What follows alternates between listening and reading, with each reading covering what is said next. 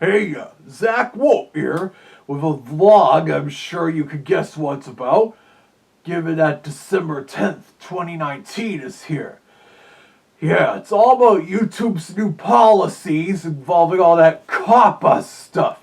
You may have heard people panicking when it sounded like YouTube was going to terminate all channels that aren't making money.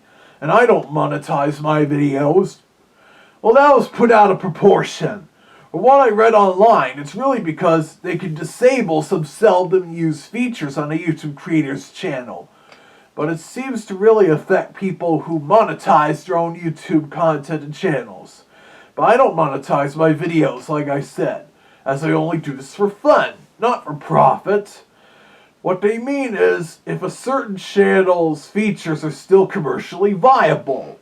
Remember how they used to have annotations, a built-in version of Adobe Premiere Express for quickly editing the raw videos you upload, and a few other things? Those are gone now because they eventually were commercially viable. And then there's that whole thing saying if your content is made for kids or not. I have personally gone through all the videos I've uploaded, and that's over 1,100 of them, and I've manually selected if they are aimed at kids or not.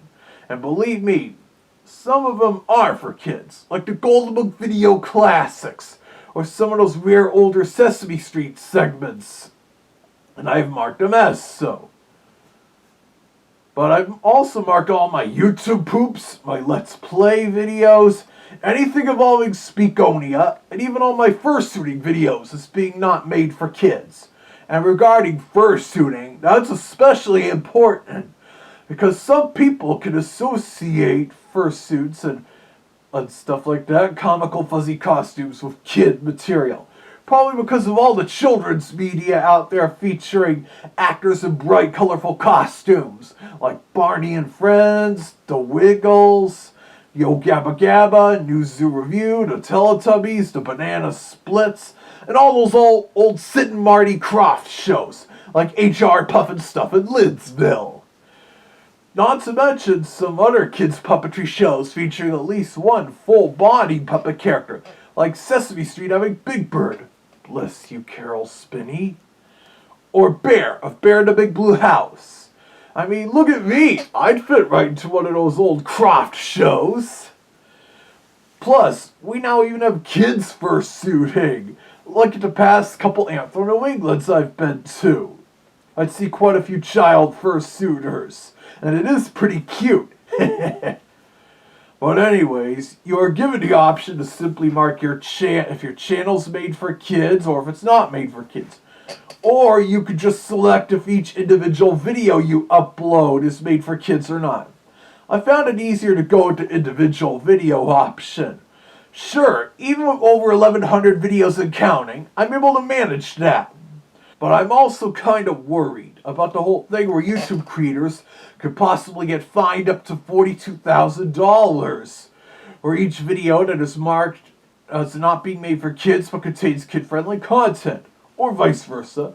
Sometimes, I know some sources say that's only if you mark something as kid-friendly, but it's really not. And some sources say it doesn't apply to creators who do not monetize, i.e. me.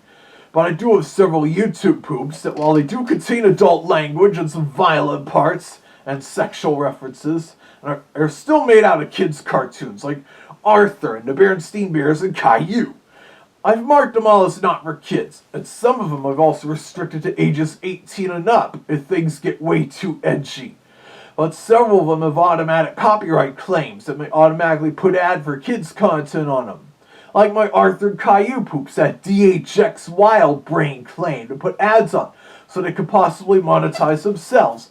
But now Wild Brain doesn't have the rights to the cookie jar era episodes of Arthur anymore, but they still have the claims on my YouTube poops of those episodes. PBS Distribution now has the rights to all the seasons of the show, and they will block any new YouTube poops of the show that get made as part of trying to prevent people from uploading the full episodes onto the channel, onto the site. I'm pretty much going to wing it and see what happens now. If I get a choice to either shut down my YouTube channel due to the COPPA thing or pay an expensive fine, I'll probably shut it down and start anew. Besides, with this whole COPPA thing happening, I bet someone might start up a video hosting site or server exclusively for YouTube poops and such. And I could re-upload my poops there without worry of copyright or whatever. And my hypothetical replacement YouTube channel could just be my fursuit and cosplay videos. Or maybe anything else related to pre-2000s nostalgia, like certain reviews and skits and whatnot. But what will COPPA and the FTC hold for me in my mass YouTube video production? We'll just have to wait and see.